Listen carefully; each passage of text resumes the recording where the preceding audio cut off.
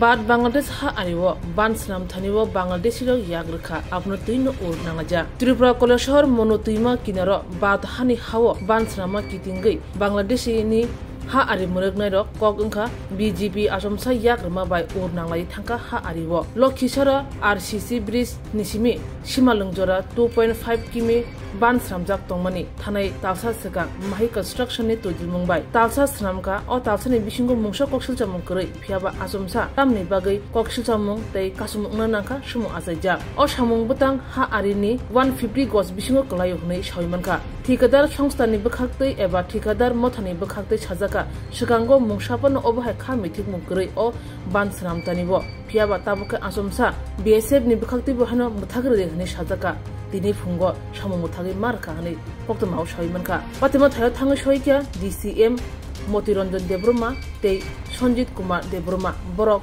कुचुक बेरामो सानाय हनै कगरि काबुखा वानसुक रुंनि वानसुक मुं अंखा बांग्लादेश ताबुक यूनिसनि हापां चलिबु तंगो अ यूनिस हापांनि बागै अबहाय फेर दंनि मान हनै वानसुक लाखिया हा आरिवो अबहाय खलायै वानसुक मुंबाय बाद बांग्लादेश कूटनीति हालुगो फाने सालो खेगी मानो एबा तेरुई मानो हनै वासुक तंलाखिया बाद हानि हावो स्नामजाक ओ बाद तामनि बागै या गजना को कराखिया सुमं कासाय तंलाखिया आबो बाद बांग्लादेशनि हालुगो तेरुई मानो हालक अबहानो सालाय तंलाखिया আমরা তো যথারীতি আজকে ধরুন 1 মাস 10 দিন ধরে আমরা কাজ করে যাচ্ছি। তো এখানে লাস্ট 7 ডেজ আমরা কাজ করছি। তো গত 2-3 দিন ধরেই বর্ডার গার্ড বাংলাদেশ যেটাকে বিজেপি বলি আমরা, ওরা এসে এখানে বিএসএফকে বলছে কাজ বন্ধ করতে। তো আমরাও একটু কাজ করছি, ফোর্সলি করতে পারছি না, বিএসএফ বলছে দেখে করতে। আজকে আমরা তো 9:30-10টার দিকে হঠাৎ করে বিএসএফ আসলো, এসে বলছে পাবি কাম বন্ধ করে দিচ্ছে। তো আমি অন্য কাজে ছিলাম, আসলাম, আসার পরে কথা বললাম, ওদের এখানে ফোর্স কমান্ডার ছিল, তিনি বললো যে আমরা हायर ऑफिशियल से हम लोग इंस्ट्रक्शन आया आप लोग काम बंद रखिए। तो আমি জিজ্ঞেস করলাম কেন কাজ বন্ধ রাখবো, बोला नहीं बांग्लादेश वाला ऑब्जेक्शन डाला, अभी हम लोग 2-3 दिन बाद फ्लैग मीटिंग करेगा हायर ऑफिशियल, इसके बाद जो डिसीजन होगा आप लोग को बता देंगे। বিজেপির তরফ থেকে যে বিএসএফ এর তরফ থেকে যে বলা হয়েছে যে কাজ বন্ধ রাখার জন্য, তাদের কাছ থেকে মানে বিজেপি কোনো ডকুমেন্ট দিয়েছে? না, নিয়মে বর্ডারে আমরা দীর্ঘদিন কন্ট্রাক্টর হিসাবে আমি বর্ডার ফেন্সিংয়ের কাজ করেছি, ওরা কোনোদিন কাগজ দেয় না, ওরা একটা ফ্ল্যাগ নিয়ে আসে, এসে বিএসএফকে বলে দেয় এখানে কাজ বন্ধ রাখো।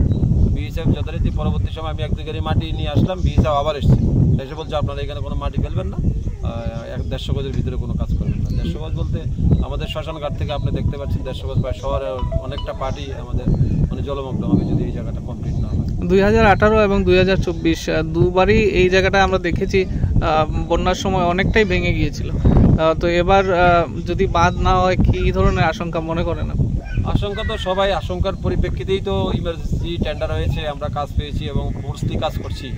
এবছর বৃষ্টি কম থাকাতে অনেকটাই আমরা কাভার করতে পেরেছি, বাকিটাও আমরা চেষ্টা করছি। কিন্তু এখন বাধাদানের ফলে কতটুকু কী হবে আপনি জানেন, এখানে সেন্সিটিভ, আমি যদিও কৈলাসরে থাকি, সেন্সিটিভ জায়গা শ্মশানঘাট, এই জায়গাটা দিয়ে বেশি ভাঙে, একটা ইনটেকের পাশে আর শ্মশানঘাট, দুই জায়গাটা দিয়ে আপনার পেছনের জায়গাটা দিয়ে নদীর ইরোশনে ভাঙছে। তো এইখানের জন্য এখন আমরা মাটি ফেলে ব্যবস্থা করার আগেই বাধা পড়ে গেছে, জানি না মানে এখন ওরা কী জানাবে। যথারীতি আমি এসডিএম সাহেবকে বাই ফোনে জানিয়েছি, এসডিএম সাহেব ডিএম সাহেবকে জানিয়েছেন, এসডিএম সাহেবের টিম ডিসিএম স্যাররা এসছেন, ওরাও এখন বিএসএফের সঙ্গে কথা বলেছে, আপনার সামনে আপনার দেখতে পারলেন। আদৌ সলিউশন কতটুকু হবে জানি না, তবে বাংলাদেশ প্রত্যেকবারই যেখানেই আমরা বর্ডার রিলেটেড কোনো ম্যাটারে কাজ করতে যাই কাছাকাছি এই ধরনের অবস্ট্রাগল করে এবং বিএসএফ থেকে কোনো মানে ভালো রেজাল্ট পাই না। আমরা আশা করছি যদি সমাধান হলে ভালো, না হলে তো আমরা জানাবো।